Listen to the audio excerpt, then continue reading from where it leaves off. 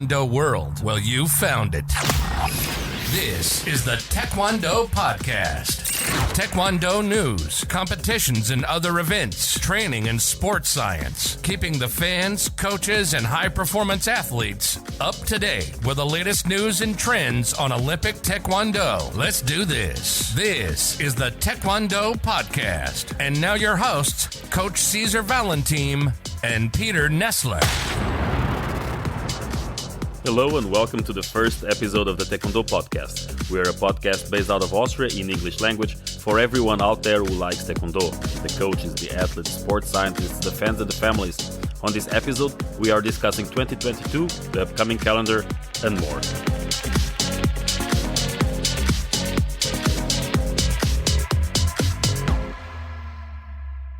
Welcome to our first official episode. I'm Coach César Valentim and with me is Coach Peter Nestler. Hello Peter, how are you?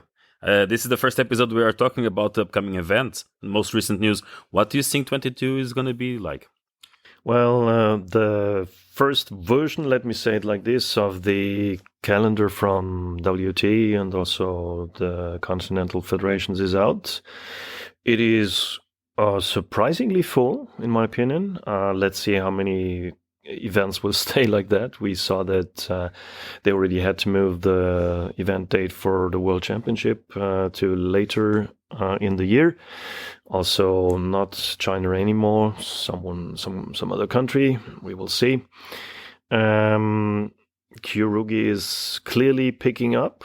Lots of events. I'm a little skeptical about some countries putting their events without considering the COVID season.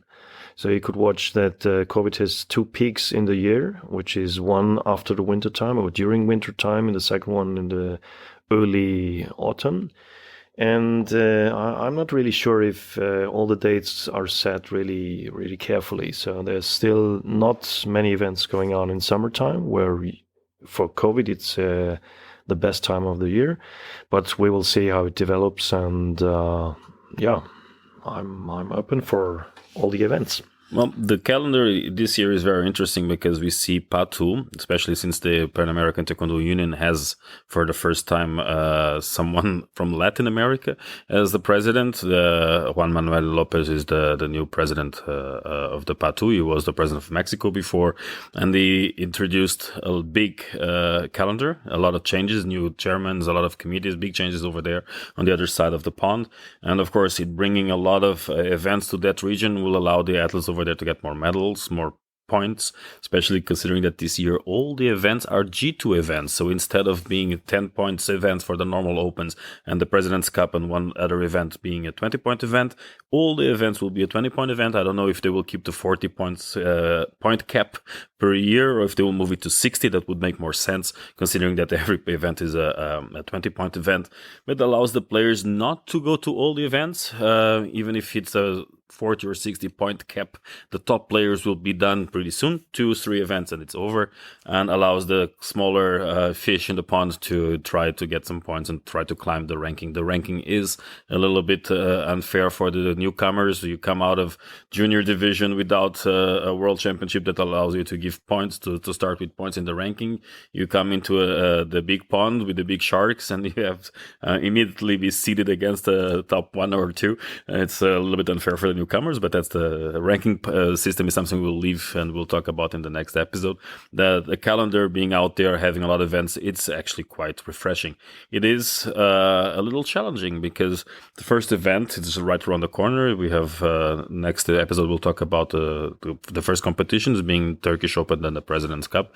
The fact that every second week there's a big event makes it a little more interesting for the teams. Of course, it looks a little bit like 2019, 2018, where all the events were pretty close to each other. Belgium, Netherlands. We have a few surprises. We have as we mentioned on one of the bonus episodes, we have the women's championships. In this case, in Europe, we'll have European championships with direct quota for the regular European championships, together with the quotas from the President's Cup that brings even more quotas to the European Championships. It will allow the bigger powerhouses of Taekwondo to bring even more athletes, and will allow also the independent athletes that are not so dependent from the national governing bodies to qualify for the events.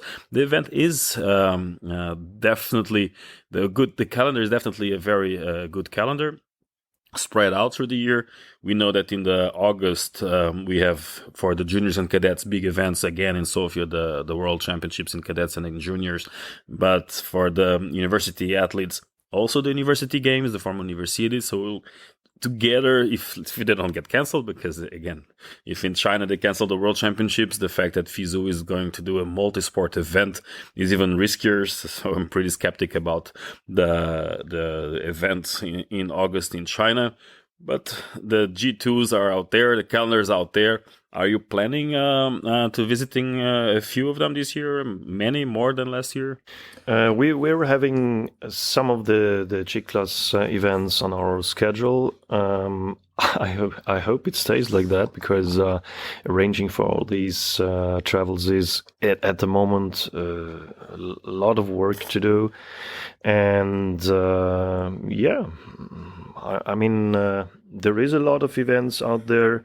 For us, the good thing is that those things getting cancelled are very far away, as you mentioned, like China. It's a big travel. Also, Oceania at the moment quite closed, so not a big deal for us. We can stay in Europe for many G-class events. We can collect points. I've heard that the 60 points is already decided. So let's start collecting the points, yeah? Well, we're all vaccinated, so Australia is definitely not a big problem for us. The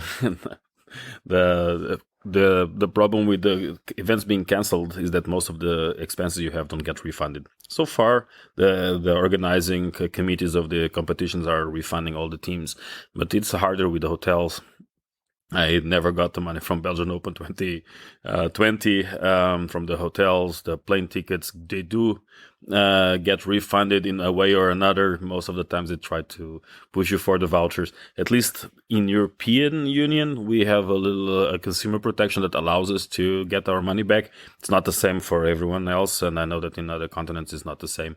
I hope that the competitions will happen. WTA has great calendar decisions, because it's spread out events all over the world. I would love to go to Niger Open or to Costa Rica.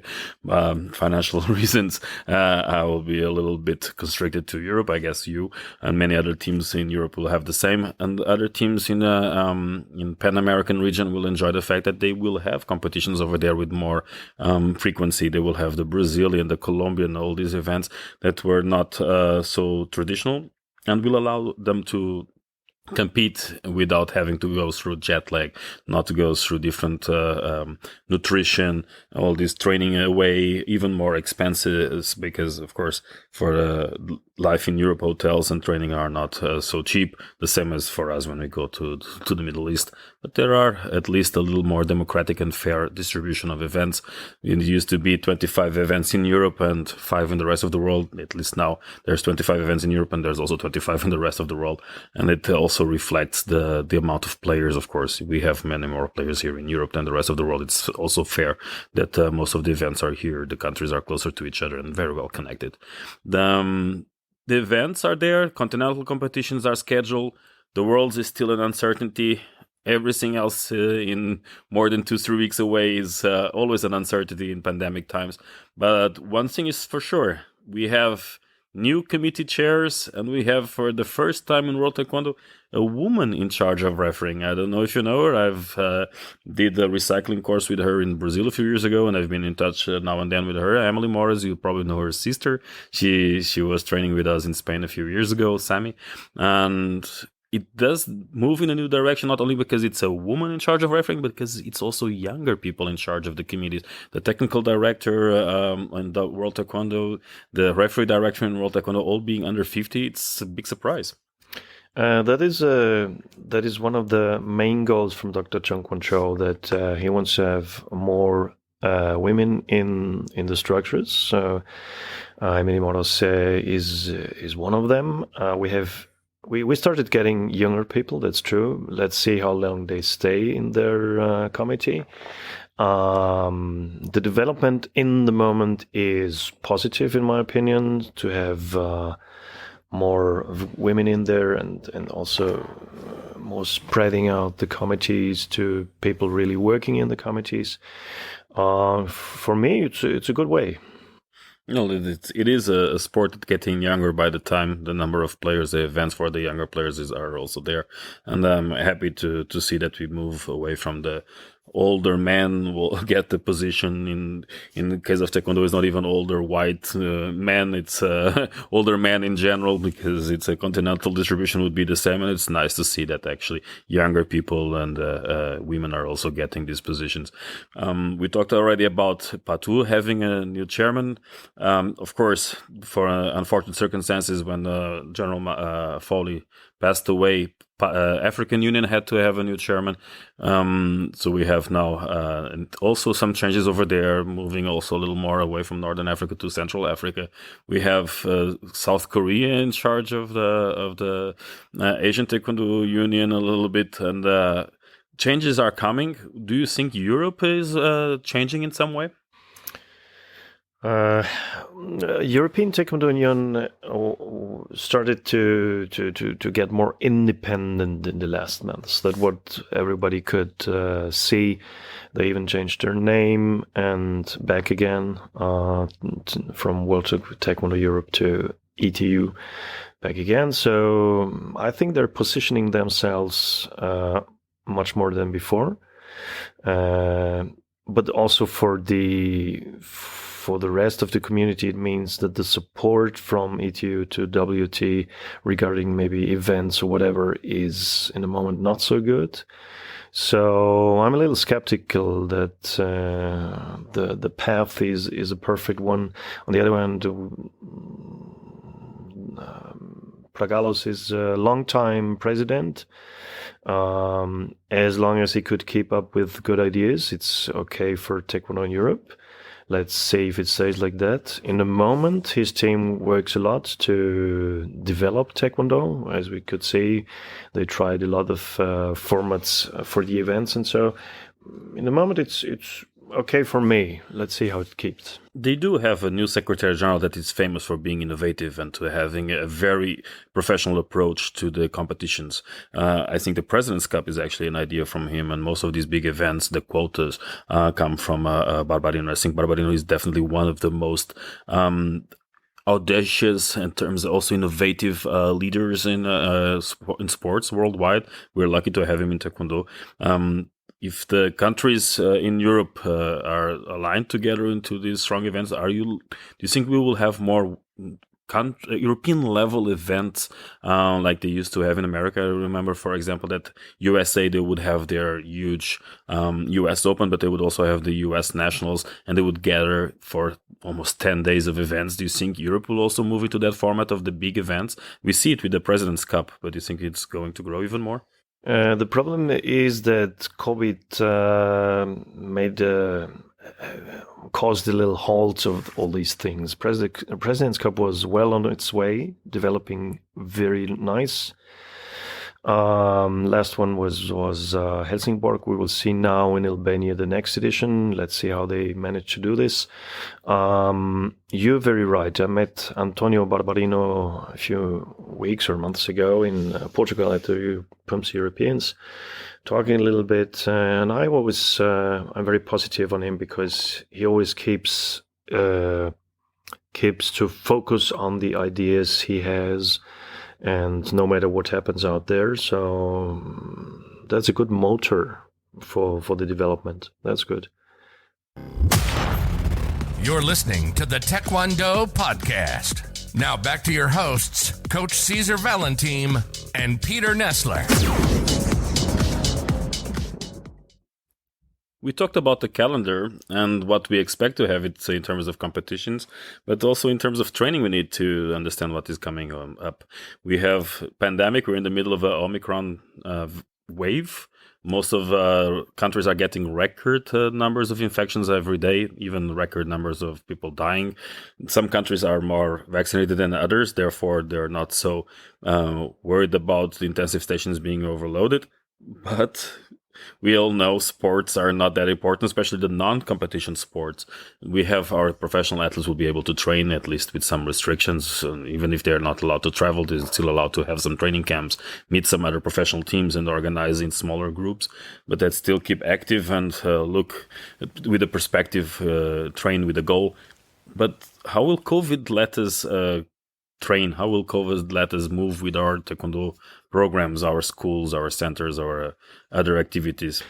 In the last months, we could see that there is a separation of clubs. Those who were able to manage a good structure, to set up a good structure for dealing with all these COVID matters, they keep being successful, or they keep being the only ones being successful, because some others were dropping out. If you don't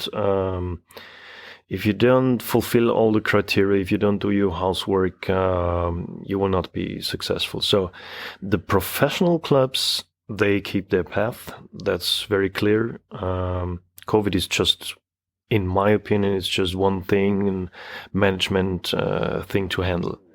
If you have a good management in your club, you have all the structures set up, you have all the protocols perfectly worked out, then it's no problem. It is a lot of work. It's also more money than before. The investments in whatever you need for dealing with all these things, your travels are more expensive, whatever. It's more money, yes, but on the other hand, you will stay successful in this. What do you think?